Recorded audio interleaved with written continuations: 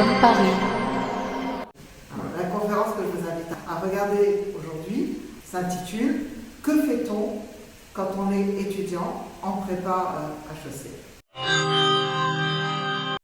Tout d'abord, je voudrais vous présenter les personnes qui sont autour de moi, qui sont partie des membres de mon équipe pédagogique à l'EPECOM.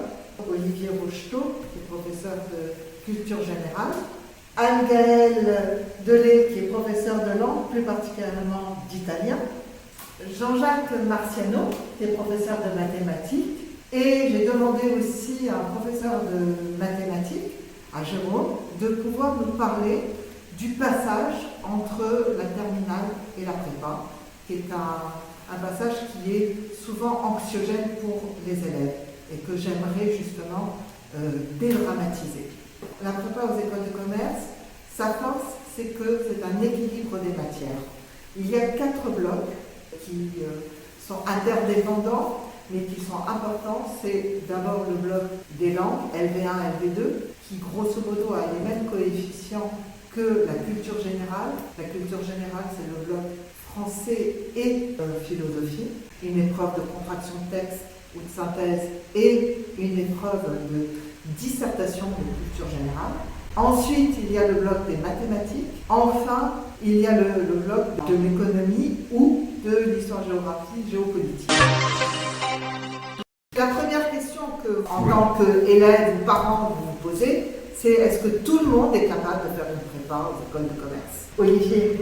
Tout le monde, oui, est capable de faire une classe préparatoire aux écoles de commerce. Il faut avoir quand même été un bon élève, avoir un bon niveau général, mais de toute façon, c'est en classe préparatoire qu'on va refaire à son niveau, si je veux dire. Donc, oui, c'est ouvert. Ce qu'il faut quand même, c'est avoir l'envie de se battre et l'envie de développer cette envie d'ailleurs aussi. C'est-à-dire d'apprendre à travailler vite, à aller plus loin dans ses capacités. Quand on a l'impression qu'on n'a pas été au bout de soi-même, qu'on a encore des capacités, des choses à trouver, des capacités à développer, je crois qu'on est dans le bon état d'esprit pour faire une classe préparatoire. Oui, j'ajouterais seulement que comme il va y avoir pas mal de difficultés qui vont se présenter en prépa, il faut apprendre à affronter ces difficultés. Et déjà, en tant qu'élève et futur étudiant, il ne faut pas baisser les bras dès qu'une difficulté se présente. Parce qu'en fin de compte, on va apprendre à gérer tout ça, on va être accompagné, le futur étudiant va être accompagné, et en fait, les difficultés, on va voir qu'au fur et à mesure, elles sont moindres, et en fait, plus du tout. Je me permets d'ajouter que entre la terminale et l'intégration d'une école de commerce, les élèves gagnent énormément en maturité. Et ça s'accompagne souvent d'une définition progressive du métier qu'ils envisagent plus tard. Donc il ne faut surtout pas considérer comme un frein l'absence d'idées claires et précises de ce que l'on veut faire plus tard. La prépa aux écoles de commerce est généraliste, on apprend à apprendre, on acquiert des méthodes de travail, de la rigueur, du contenu aussi, bien évidemment, et ça nous permet petit à petit de nous définir en tant qu'individu, futur professionnel, et donc de trouver plus précisément notre voie. Qu'est-ce que c'est que la prépa pour un élève? C'est un équilibre des matières, et ces matières, elles sont au nombre de 6. Il y a tout d'abord les maths qui ont un gros coefficient et un grand nombre d'heures. Ensuite, il y a la culture générale et contraction de texte et français. C'est aussi un grand nombre d'heures et c'est un gros coefficient.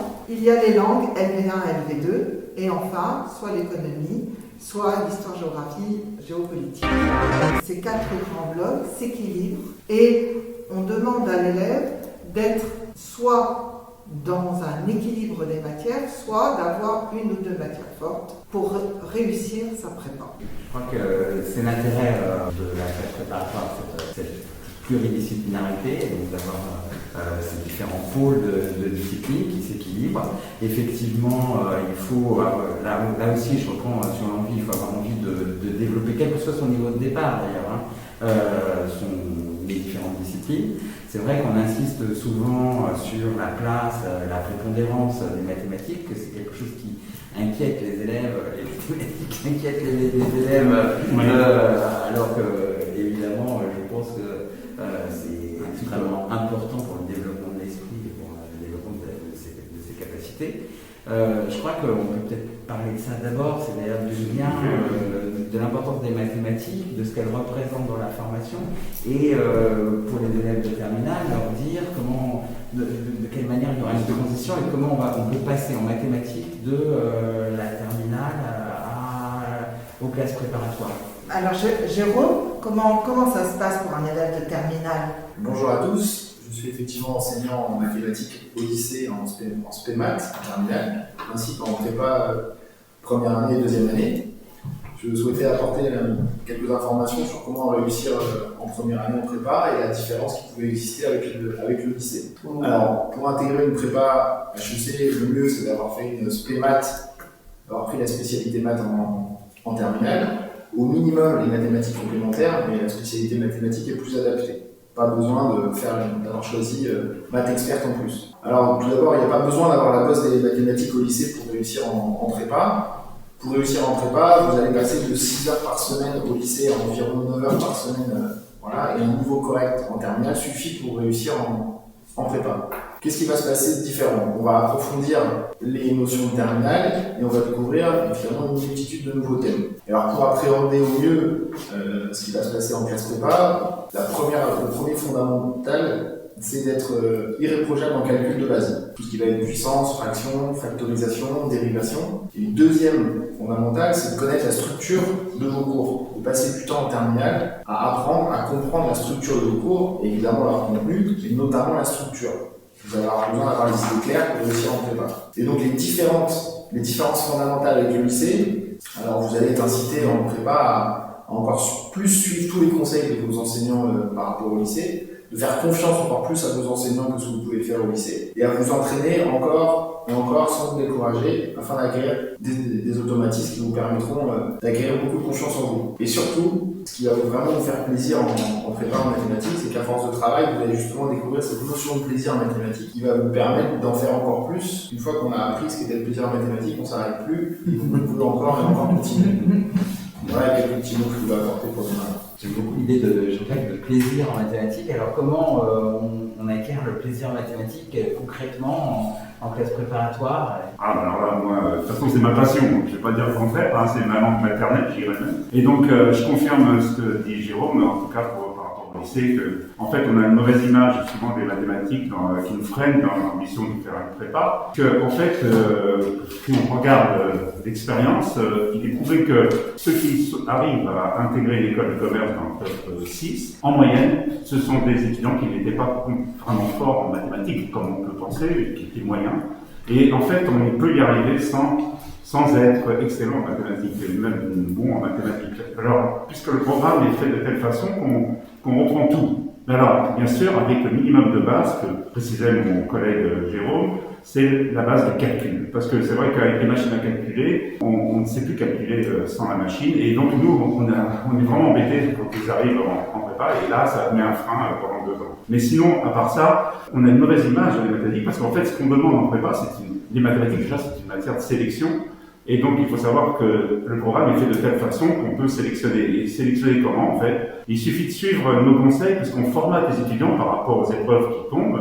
Et finalement, les mathématiques, on s'aperçoit qu'en travaillant intensément, c'est vrai quand on doit travailler intensément, il ne faut pas innover. Et donc, il n'y a pas d'innovation, on ne demande pas d'initiative personnelle à l'étudiant. On demande seulement de reproduire ce qu'il va enseigner. Et ce qu'il aura fait plusieurs fois, maintes fois. Et donc, en fait, c'est plus un format. Et donc, les mathématiques, en fait, il faut suivre seulement. Et après, c'est vrai que le plaisir arrive. Parce que plus on travaille, plus on a envie de travailler. Et ça c'est l'énergie, créer l'énergie, de toute façon, dans n'importe quelle discipline, que ce soit le sport, la musique. Les mathématiques, c'est pareil.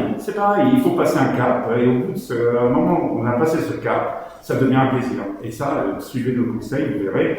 Et ça, c'est vraiment un vrai plaisir. C'est vrai que moi, je le dis souvent aux étudiants aussi, on s'entraîne, hein, c'est du sport aussi, la classe préparatoire, on s'entraîne, on répète, est-ce que le geste soit bon, un peu comme les sportifs. C'est valable en mathématiques, c'est valable, je crois, dans d'autres disciplines. Cette force de l'entraînement. Effectivement, la répétition, la rigueur, les fiches qui sont préparées en amont, l'attention évidemment en cours, hein, parce qu'on va vous dispenser outre le conseil, donc il va falloir aussi avoir ce réflexe d'écouter de manière active, de participer au mieux, de retravailler ce qui a été vu en cours très personnel, donc à la maison, à l'école, en bibliothèque, où vous vous sentirez à l'aise et dans de bonnes conditions pour travailler. Et cet entraînement en fait de fond vous permettra d'acquérir des techniques, que ce soit en mathématiques, j'ai entendu ce que disaient mes collègues, ou aussi bien en langue, tout simplement. La traduction, c'est de la technique aussi.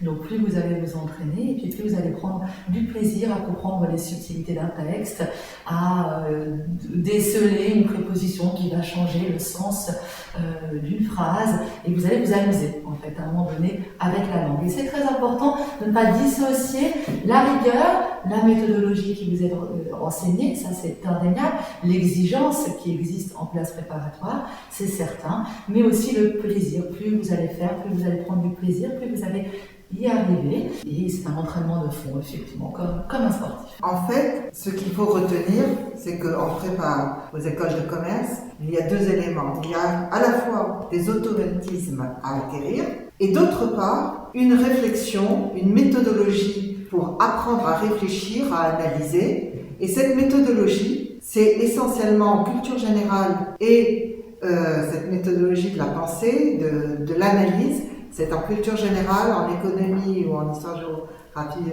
géopolitique que l'élève l'acquiert. Donc, est-ce que, Olivier, tu peux nous parler de... Oui, c'est vrai, on a parlé du plaisir, de la méthode.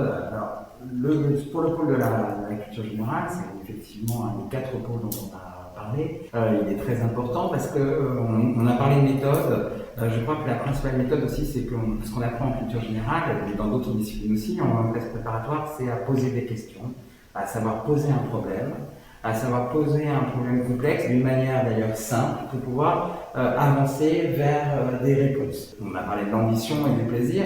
L'ambition aussi, quand on fait des classes préparatoires, c'est d'aller se positionner pour être un cadre dirigeant dans l'entreprise pour plus tard. Il faut avoir cette ambition-là. Et un cadre, je crois, c'est celui aussi qui sait poser une question, de manière claire pour pouvoir y répondre. Alors, la culture générale va dans ce sens, essaye d'apprendre aux étudiants à poser les bonnes questions avec des matériaux qui sont des matériaux complexes. Je pense notamment au texte, le texte philosophique, le texte littéraire. Donc, il faut apprendre à savoir lire, à approfondir, à s'approprier des questions. En rapport aussi avec le pôle de la géopolitique et de l'économie, c'est-à-dire avec une ouverture sur le monde contemporain, sur son époque, et ça je crois que les étudiants aiment beaucoup ça, apprendre ce qui se passe dans le monde, savoir questionner, savoir réagir pour envisager des réponses. Donc c'est déjà ça. Concrètement, la culture générale, plus concrètement, la culture générale, elle nous aide à penser le monde, elle nous aide à poser des bonnes questions. Elle est répartie en 2 disciplines, la philosophie pendant 3 heures, et puis les lettres pendant 3 heures aussi. C'est de la culture générale, alors ça ne correspond pas à ce qui s'est fait avant en terminale, c'est une nouvelle discipline. Qu'est-ce qui est différent par rapport à la terminale en culture générale? En philosophie, on va apprendre à se questionner avec le concept, donc avec théorie, et puis parallèlement, on va aussi apprendre à questionner, à évoluer sur une question, à apprendre des choses par l'image, par les représentations. C'est-à-dire la littérature, mais aussi le cinéma, mais aussi les arts visuels, les arts plastiques. Donc on va aller beaucoup plus loin que simplement le texte littéraire. On va pouvoir utiliser d'autres supports, d'autres moyens de se questionner. Parce qu'on se questionne théoriquement et on se questionne aussi avec des images. Donc, à partir d'œuvres et qui sont des œuvres soit picturales, soit littéraires, soit aussi de sciences humaines, que en fait la culture générale c'est extrêmement varié au niveau des références que l'on peut utiliser. On peut très bien parler d'un thème à travers une expérience vécue, par exemple d'une analyse d'une œuvre musicale ou l'analyse d'une œuvre picturale. Et donc ce n'est pas comme au lycée, ou au lycée en philosophie uniquement ou en littérature uniquement. Je me permets de rebondir sur la transversalité. Effectivement, on retrouve ça en langue sur les Q1, Q2 qui sont proposés à l'écrit et aussi pour l'épreuve orale, où il s'agit de poser une question, trouver une problématique, y répondre en s'appuyant sur sa puis au général, alors un peu plus spécifique, c'est-à-dire qu'on va essayer de guider cette culture vers le ou les pays étudiés, alors, avec la langue cible évidemment, mais aussi d'insérer en fait nos connaissances dans le cadre d'essais ou de présentation orale et d'y répondre par rapport au monde dans lequel on vit. Donc tout ce que vous apprenez au niveau contenu, mais aussi au niveau méthodologique dans telle ou telle matière vous sert dans d'autres matières. Donc il ne faut absolument pas cloisonner les matières, mais bien envisager cette transversalité. Tout ce que vous apprenez vous sert aujourd'hui et maintenant pour effectivement devenir un cadre ou un cadre supérieur efficace. Si c'est l'objectif. Oui, si tu permets, je voudrais bien vous dire là-dessus, parce que vraiment c'est important à apprendre à poser des questions, parce qu'on est confronté en mathématiques sans arrêt aussi à poser les bonnes questions. Parce que, en fait, déjà, quand on est bloqué devant un problème, c'est de se poser la question pourquoi on est bloqué. Et souvent, la réponse est souvent dans le cours, finalement, parce que l'apprentissage du cours est fondamental. En mathématiques, c'est vraiment 60% de la réussite. Et donc, apprendre à poser des questions, c'est vraiment fondamental. Et on s'aperçoit aussi que, parce qu'on fait travailler l'étudiant à l'oral, il faut qu'il apprenne à s'exprimer, parce que même pour des gens en mathématiques, c'est facile normalement de s'exprimer, parce qu'on a des formules, on a des choses, on a des arguments, mais en fait, à ordonner tout ça, à s'exprimer clairement, on s'aperçoit qu'ils ont beaucoup de mal au début. Et donc, c'est tout un apprentissage qu'on fait en harmonie avec les autres matières, et ça, c'est fondamental. Voilà, je vais vous dire là-dessus. On peut dire finalement, c'est que l'attitude d'un élève au lycée et l'attitude d'un élève en prépa n'est pas la même. Finalement, un élève de lycée, souvent, il subit des cours et il applique les méthodes sans trop savoir pourquoi. Ce qu'on demande à un élève en prépa, et il mûrit au fur et à mesure de sa prépa, c'est d'appréhender la matière, les différentes disciplines et de s'approprier les méthodes. Donc, c'est pour cela qu'à l'EPECOM, on développe énormément des méthodes de travail. On leur donne des process de pensée, de réflexion, pour que après chaque élève puisse appréhender ces méthodes-là et puisse après les développer en acte dans les épreuves de culture générale ou les épreuves de mathématiques. Même plus tard d'ailleurs, parce que la question que discutons en classe préparatoire, on prépare des concours bien sûr, mais on prépare aussi à plus long terme. Je crois que cette transversalité dont on parlait, c'est aussi un moyen de se préparer plus longtemps, sur le plus long terme. Quand on voit les étudiants nous reviennent, nous racontent leur parcours, etc., ils insistent toujours sur le fait que ce qu'ils ont appris pendant les 2 années de classe préparatoire était absolument déterminant pour la suite. Donc en fait, on prépare aussi ce qu'on va faire, pas seulement le concours, mais ce qu'on va faire en école de commerce.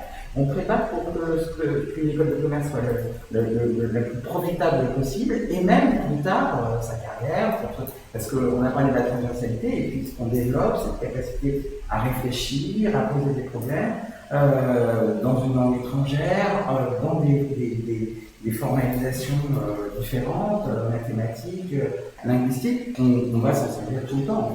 C'est vrai que nombreux sont les étudiants qui reviennent après avoir intégré une école, parfois même en ayant commencé leur parcours professionnel, et ils reviennent pour nous dire que ce qu'ils ont appris durant leurs années de classe préparatoire leur est encore utile dans le monde du travail et que ça restera probablement indéfiniment.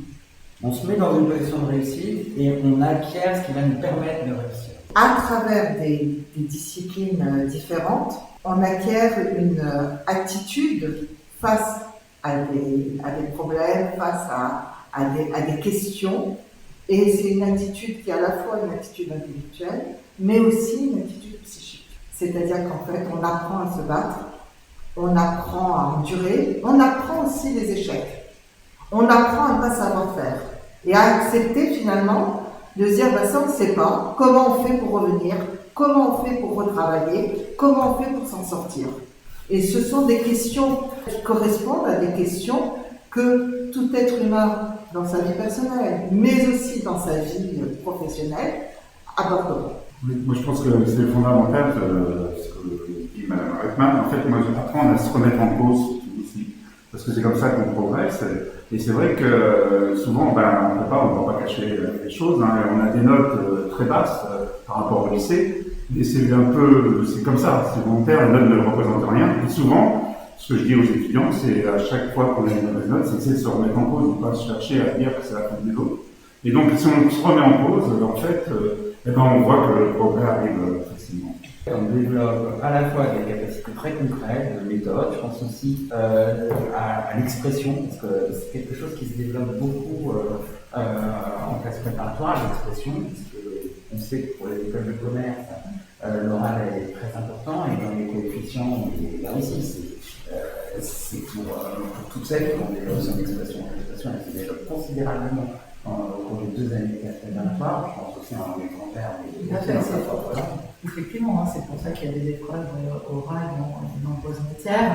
En langue étrangère, il y a aussi le prisme de la langue à proprement parler, c'est indéniable, mais on travaille aussi beaucoup avec les élèves sur la communication à proprement parler, comment aussi leur faire passer un message, comment interpeller le jury, comment se positionner, mais se positionner au niveau de ses idées, mais se positionner aussi, j'allais dire, presque corporellement, pour pouvoir entrer en communication. Ça fait vraiment partie des critères et c'est quelque chose qui s'acquiert au fil des mois grâce aux nombreuses préparations qu'on vous propose, et c'est évidemment très différent de ce qui est proposé en terminale, même si vous avez déjà été confronté à des oraux en première ou en terminale.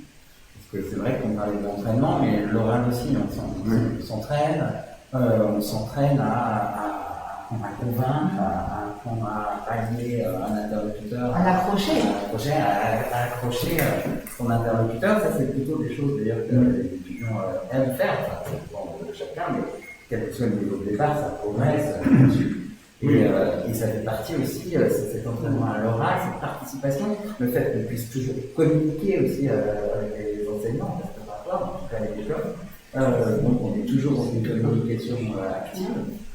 C'est aussi très important pour faire en place. Ah bon? Oui, parce qu'en prépa HEC, il y a à la fois l'écrit, et une fois qu'on a été admissible à l'écrit, il y a l'oral. Et l'oral, il y a à la fois les langues et en même temps un entretien de personnalité. Et l'entretien de personnalité, c'est des méthodes qu'on apprend qui vont vous servir toute votre vie, dans votre vie professionnelle, pour savoir passer un entretien d'embauche. En langue, à l'oral, on fait quoi exactement? Alors, mais là, sachez qu'on prépare l'écrit et l'oral de manière concomitante. Il est totalement, à mon sens, illusoire de vouloir préparer les épreuves orales entre les écrits et les oraux. Et c'est une tendance que peuvent avoir certains élèves. Donc, je vous alerte immédiatement sur ce point. On travaille ça en parallèle dès le début de la formation. À l'oral, on fait quoi pour les langues? On est confronté, alors selon les écoles sont un petit peu différentes, mais à un document inconnu, que ce soit un enregistrement audio, un extrait vidéo ou un extrait d'article de journal.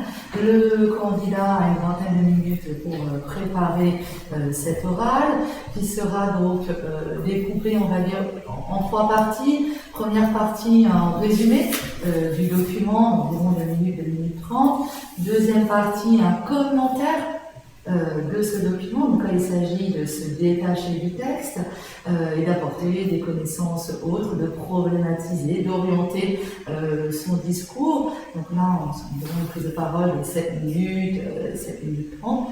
Puis, il y a un entretien d'une dizaine de minutes où il s'agit d'un échange entre l'un ou les membres du jury et le candidat. En langue, on essaie d'entraîner au maximum les élèves à développer leurs réponses.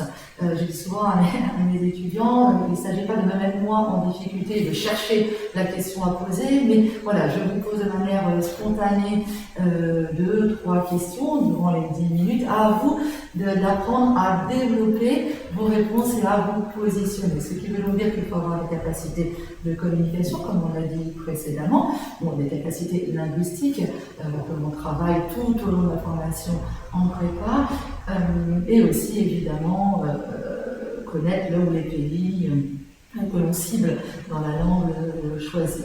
Donc de connaître l'actualité et aussi les grands phénomènes de société du pays concerné. Moi, j'aimerais bien rajouter quelque chose sur l'oral, parce qu'on pense qu'il n'y a jamais d'euro. On pense qu'il n'y a jamais d'euro en mathématiques. Ben oui, il y a quand même un oral en mathématiques. Alors bon, bien sûr, seulement pour les 2 premières écoles. Mais néanmoins, cet oral, par expérience, déjà, je veux dire, c'est un certain nombre d'années que je fais passer les oraux. Et disons que les étudiants qui arrivent ont été jugés à l'écrit déjà. Et donc, on sait qu'ils sont bons en mathématiques, qui ont réussi l'épreuve de mathématiques au premier tour. Et donc, notre ambition, c'est pas de juger l'étudiant sur ce qu'il va écrire, mais sur ce qu'il va dire. Et donc, l'expression orale est fondamentale. C'est-à-dire qu'elle représente presque 30% de la note. Si l'étudiant s'exprime clairement, il est agréable à écouter, les idées arrivent de façon bien organisée, tout ça. Donc, pour nous, c'est fondamental. Déjà, pour écouter la prestation, parce que sinon, on s'enveloppe. Si quelqu'un passe son temps à écrire au tableau et ne pas s'exprimer clairement. Donc, en fait, vraiment, on travaille toute l'année en liaison avec les autres matières là-dessus, parce que je m'acharne à les faire passer au tableau, parce que ça ne se prépare pas du jour au lendemain, cette prestation, cette qualité d'expression. C'est sur 2 ans. Et donc, vraiment, c'est l'importance de l'oral, on joue aussi beaucoup en mathématiques. Justement, le fait d'être à IPECOM permet de faire passer les élèves au tableau de façon continuelle. C'est-à-dire que comme les effectifs sont réduits, chaque élève peut passer au tableau et présenter ses exercices, et chaque élève est interrogé. Le dernier point sur lequel j'aimerais insister, c'est qu'il y a environ 30 écoles de commerce, et les barres d'admissibilité à l'écrit sont entre 5,5 à 14 de moyenne. Donc au fond, n'importe quel élève peut réussir une école de commerce. N'importe quel élève, parce que les barres sont tellement importantes, enfin de 5,5 à 14,5. Alors si on a 14 de moyenne, on peut avoir les 3 premières. Si on a 5, on aura dans les classements d'autres écoles de commerce. Mais l'important, c'est au fond d'avoir fait une prépa.